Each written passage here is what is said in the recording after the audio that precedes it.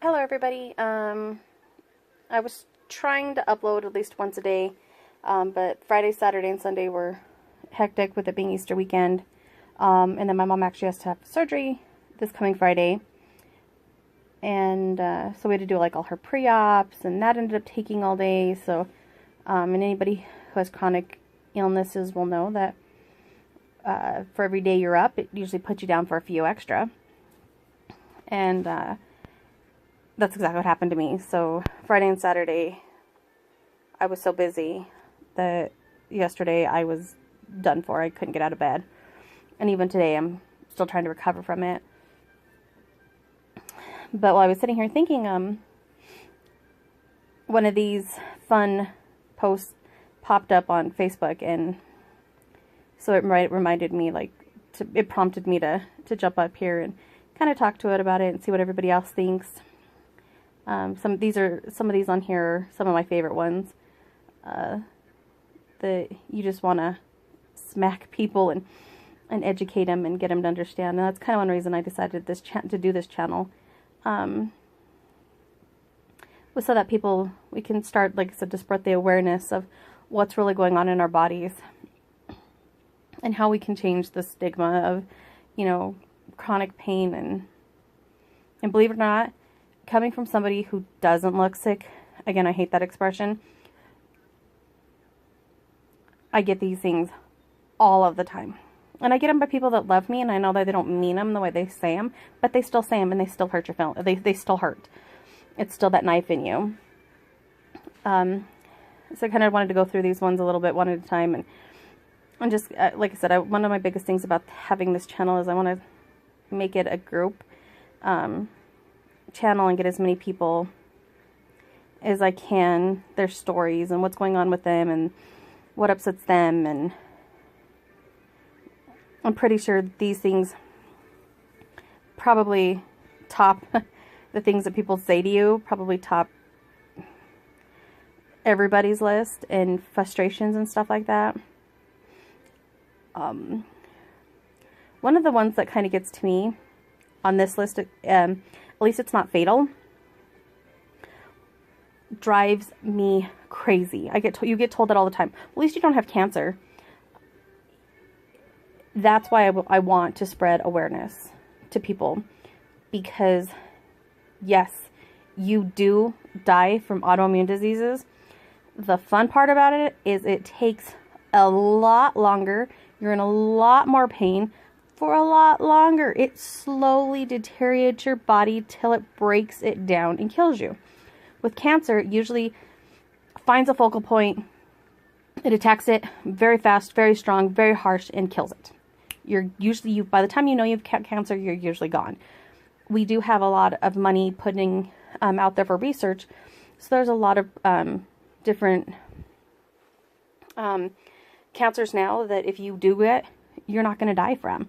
Autoimmune diseases, because there's so much about them that we don't understand, they will break you down. They will kill you. My grandfather is a prime example of that. On his death certificate, it literally lists like 10, 15 things that he died from. Of course, it's not written out that it was the RA that killed him, but when you break it all down and the way it deteriorated his body, the man made it to 58 days by 4 days and died. It literally destroyed his body until he died.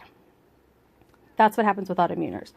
So at 36, 37, sorry, I forgot I just had a birthday. It is deteriorating my body until it kills me. There's nothing we can do. There's nothing we can do to slow it down. There's nothing we can do to stop it. It will just keep breaking down my body and breaking down my body until whatever that final straw will be.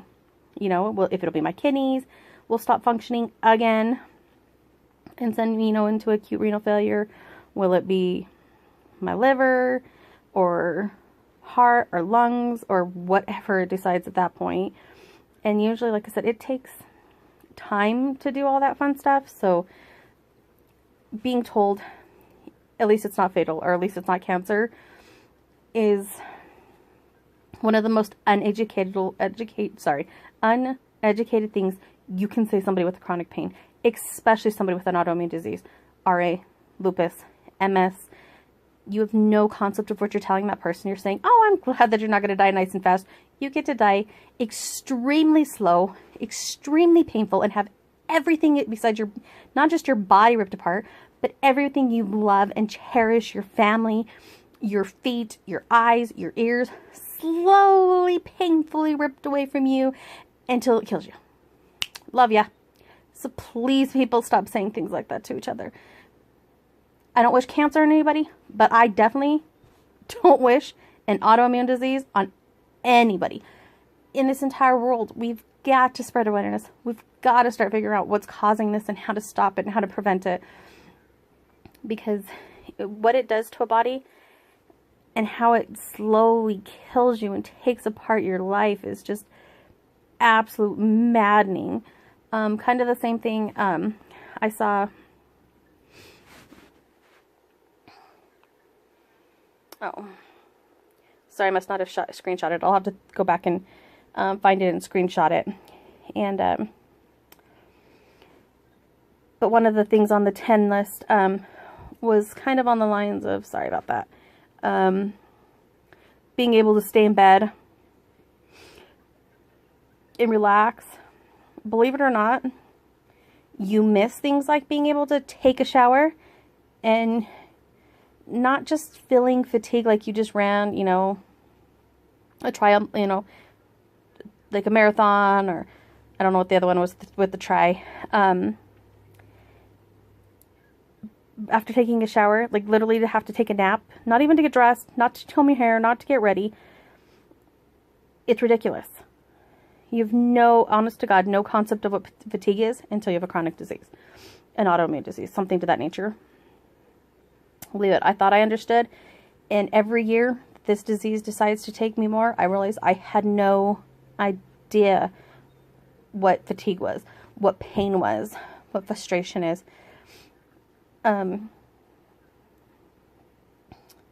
Part of my story is I've been with my husband since I was 18, he was 19. We went about, like, so we're in our 30s now. So I believe it was like 5-6 years in. Of course, being young, we were smart and we were responsible. So we were on birth control, and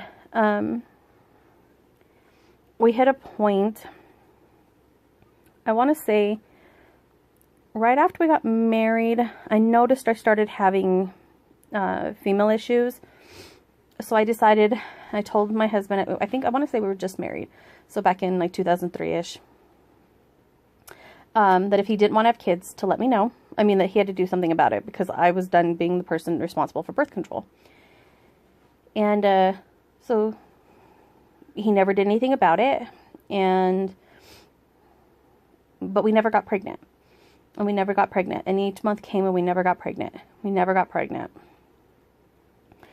About 4 or 5 years passed, and I finally went to the doctor, and because it had been a few years since I had gone, you know, because when you're not on birth control, you don't do your annuals and stuff.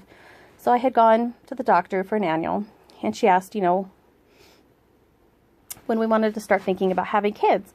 And I told her we'd love kids. You know, we've been together for years. We love each other. We have a really good, strong relationship. We're at a point financially we could afford it. So she was like, let's get you off birth control. When I explained to her, we hadn't been using any form of birth control for years. And I had never experienced a positive pregnancy to any degree. It freaked her out. So she referred me to one of her colleagues that wasn't an infertility specialist, but treated infertility and had very good success at it. So she recommended me there. I got in to see him, and we did tons of treatments for about 2 years. And anybody who's ever gone through an infertility struggle, my heart goes out to you. It's probably one of the most stressful things you can do. Besides going to the doctor, you have to go to the doctor on day 13 and I did day 13, day 15, day 17, sometimes day 22 or day 20, or sorry, 19 probably, for vaginal ultrasounds, mind you, looking at the size of the eggs, the medicines, God, the tons of medicines I was on. You have to schedule sex, and as soon as you're done with sex, and you've got to prop your legs up, and you've got to be elevated for 45 minutes, and it literally, mentally, physically, emotionally was probably one of the hardest things we ever went through. It was a very big struggle for the two of us. We did this for probably about 2 years when we decided to give up and realized it wasn't happening. At this point, I had been off of birth control for, what am I good at? My game notifications. Like 7 years about-ish. With that experience, like I said, even a single positive pregnancy, it wasn't going to happen.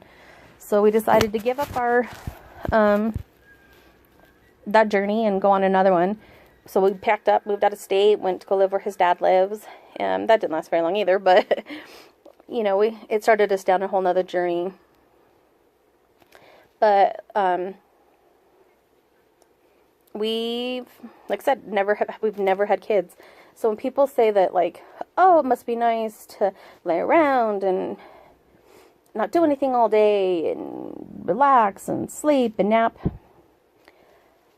When I couldn't have kids, I dove into my career and focused, you know, I went and got my bachelor's degree in business management, and I've ran so many different stores. I don't know why I like the male dominant industry. So from like auto parts to a roofing company, and worked in the roofing industry for quite a few years until the disease decided I can't work anymore, physically and mentally, because it does a lot too mentally. But I feel like this disease has taken away so much from me. The fact that I couldn't have kids, you know, it took away my ability to have kids or to give my husband kids. And then to turn around and have it take away my, my career, you know? So then you're like, okay, fine then. The universe is trying to tell me I'm not supposed to have kids. I'm not supposed to have a career.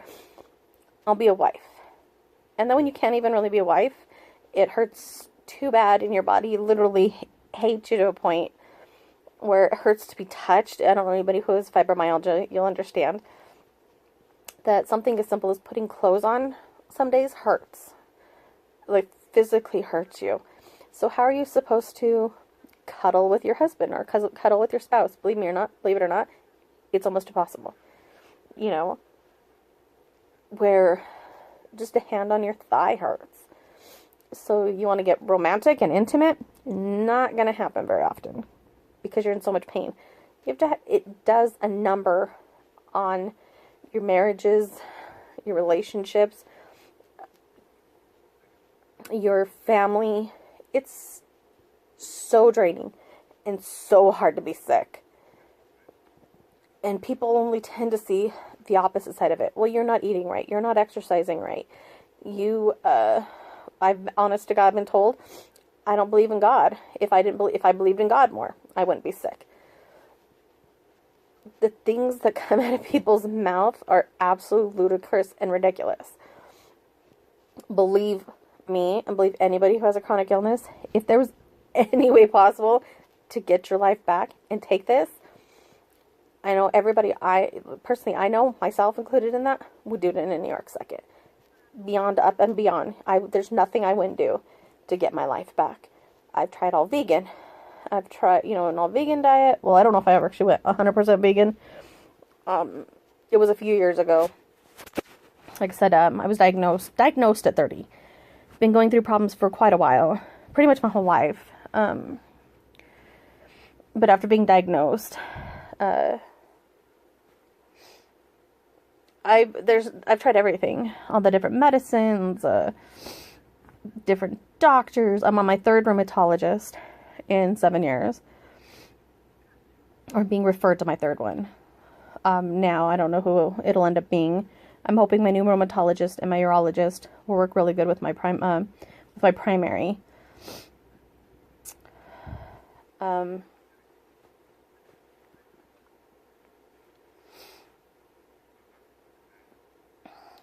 And like I said, it's so frustrating. So if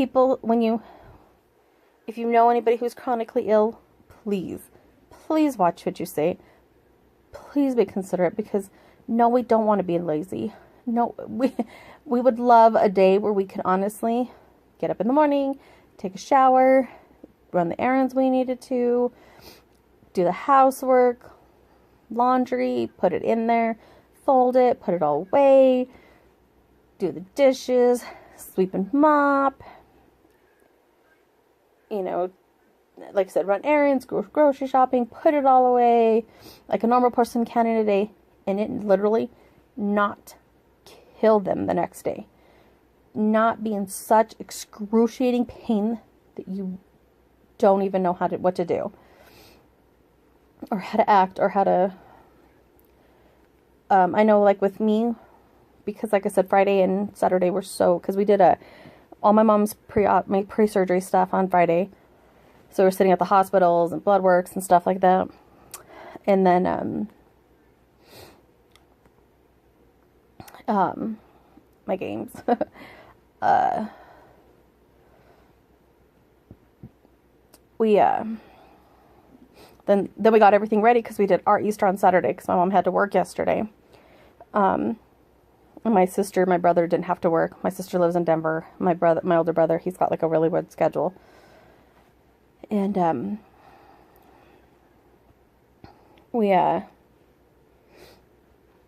so by the time we got done with everything that we needed to do on Saturday and the Easter egg hunt, and I got home Saturday so exhausted, and my brain literally shuts down. I don't know how to explain it, where you can't think properly, you don't speak properly.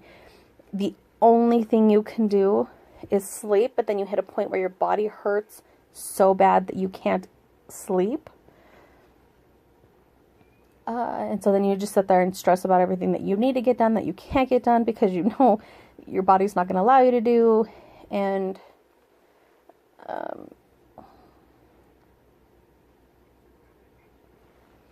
I don't know, it's frustrating. And then to top it all off, because we had gone so much on Friday, I woke up Saturday having cramps, and it kept moving, and I still can't figure out what a deficiency. I know it's, if you do your research, it says that there's some kind of usually a deficiency that you're occurring, depending on what research you decide to look at. It'll say potassium or calcium or magnesium. So I've been trying all the different stuff, reading every article known to man, so I could get them figured out. But the cramp originally started like right here between like these toes here. So they separated out all stupid. I don't know if you've ever had cramps in your feet. Not fun. And it shot up this way. And it did that 2 or 3 times. And then I started getting them here in the arch of my foot. Now again, I don't know if you've ever had cramps in the arch of your foot. Not fun. Don't recommend it. So I started getting it there. And then it was like jumping back and forth between those. And then all of a sudden, it shot to this foot. And it was doing the same thing where it was up in here.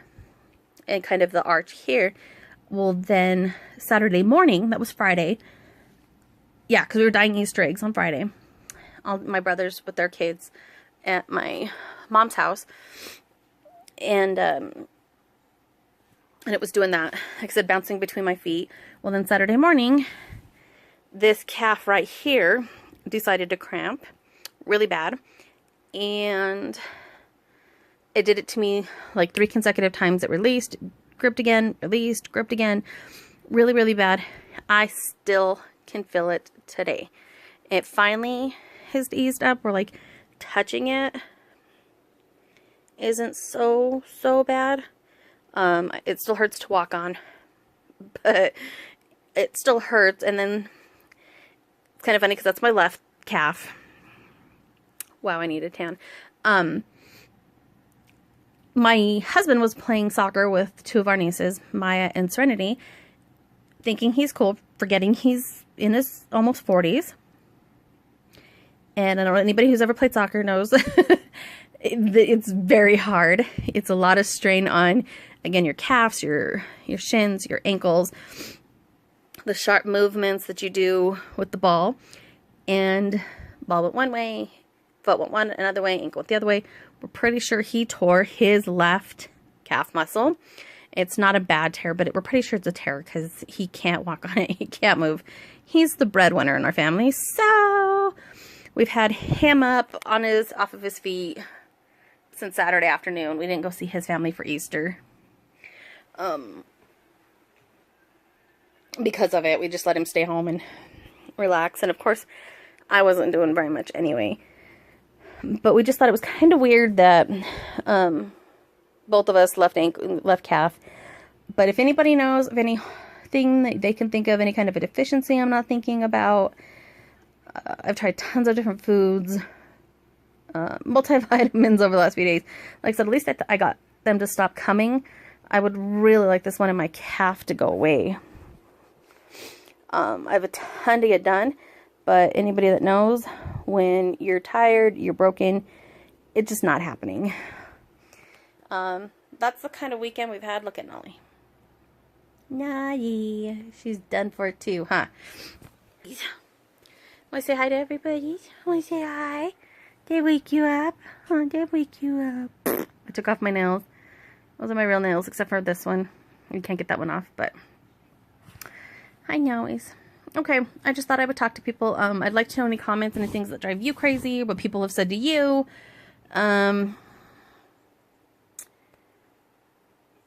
Any suggestions on cramps, if they get them, what they do to get rid of them, or how they eat to keep them away, anything to that nature. Again, I want to make the channel about awareness and helping each other and figuring out what we got to do to spread the awareness. Because remember, you're not alone. Chances are, anything that you're going through, any feeling that you've had, somebody else has had, somebody else is going through the same thing. It's just a matter of talking about it and letting other people know that, like, hey, I'm right there with you. Like, I know I'm not the only person that's gone through infertility issues. I'm not the only person, you know, that can't work. Tires after showers, things like that. I don't want to be alone. I wish I was alone. If I could take the pain of everybody, put it on myself, I would do it for everybody. But unfortunately, that's not how it works. And so there are other people out there that are going through the same struggle as I am. Let's be together. Let's work together. Let's figure this out. No, we're not alone. So I'm going to do what Nala is doing for the rest of the day. Right there. And we're going to relax. I'm going to cuddle with Nala. Everybody have a peaceful, beautiful, blessed day. And we'll see you tomorrow.